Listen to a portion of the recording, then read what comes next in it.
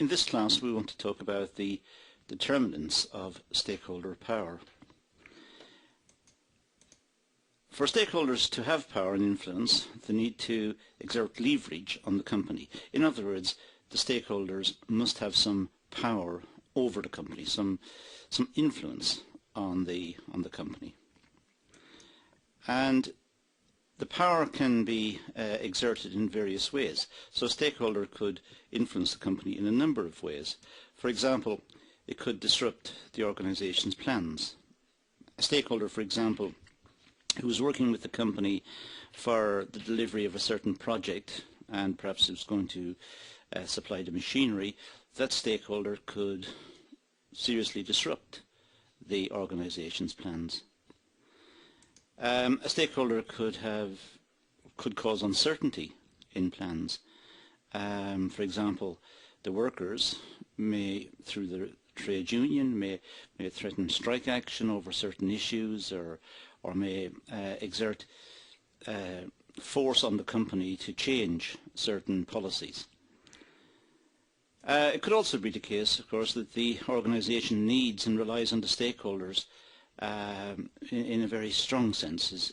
This means if the stakeholders have particular roles, for example, specialist work, then the organisation would find it difficult if the workers were to leave. So an organisation needs and relies on the stakeholders. Generally speaking, it needs and relies on all the stakeholders, from the workers, the directors, the shareholders, the suppliers, the banks. Organisations need the stakeholders, so they must make sure that the stakeholders are, in a sense, happy with the direction in which the company is moving. Now, the internal stakeholders can influence the company in various ways. We say here that the internal stakeholders have leverage over the company in certain ways. For example, managers have their own sets of priorities. Managers are interested in salaries and good working conditions, holidays, perks in the job. So managers will seek to influence the company's directions. And managers make decisions, and therefore they do have extensive power. The internal stakeholders, well, they have a power to impede the implementation of strategy. Stakeholders can drag their feet, they can slow things down. The workers could slow things down. The managers, the suppliers, the banks, all sorts of people can influence the organisation and influence its strategy. But the internal stakeholders, for example, the workers, could certainly slow down the progress towards the implementation of a certain strategy. The workers could threaten industrial action, for example, if they're not happy about a certain policy or the direction in which the company is moving. A manager could threaten to resign, and perhaps the manager is a powerful manager, is someone who has expert knowledge of the business and has much experience in the area. Then that manager perhaps could again influence the business, influence the direction of the business through the power of simply saying that he or she wants to resign. Workers could refuse to be relocated if the business was thinking of moving to a certain area. The workers would say, well, we're not moving, we like the area here, our families are settled here, we have children at school, we have our parents living in this area, so we're not moving. And again, there is an influence on the business.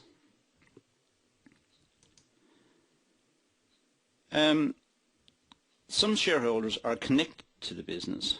They're not internal, connected. For example, shareholders. And the shareholders have voting rights. And if the shareholders are upset with the business and were to sell their shares, then the value of the business would fall on the stock market, and perhaps the business would be taken over. So shareholders are important. They're an important stakeholder in businesses. Creditors could refuse credit. The banks could charge high rates of interest, or put pressure on the business to repay previous loans. And in fact, the creditors could liquidate the business if they were not happy about getting their money back on time. So again, it's a connected stakeholder that has a lot of influence on the business. The suppliers for raw materials and the suppliers for specialist machinery, or just generally the suppliers to the business, could refuse credit, in which case the business will have to find the cash, find the capital up front to pay for its supplies, and that means it may have a cash flow problem.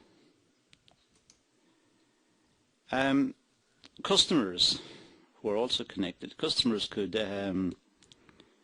threaten to go elsewhere if they don't like the product or the quality of the product or the image of the product. So the customers are connected stakeholders in a business. The government and pressure groups are also related to businesses and are stakeholders. The government can influence a business through taxation, through its fiscal policy, taxation, and through its spending. Perhaps it's spending in a local area, perhaps it's improving the area. It's a stakeholder. It's a stakeholder in all the businesses. The government could take legal action against the business if it believes the business is operating badly, perhaps dangerously to the community, or it's polluting the atmosphere, or it's causing distress within the community. And of course the government keeps an eye on business to make sure that they're behaving ethically and also being competitive, not fixing prices in the local area. The community and pleasure groups, they can influence a business through publicising the business's activities, particularly the business's activities that they regard as unacceptable.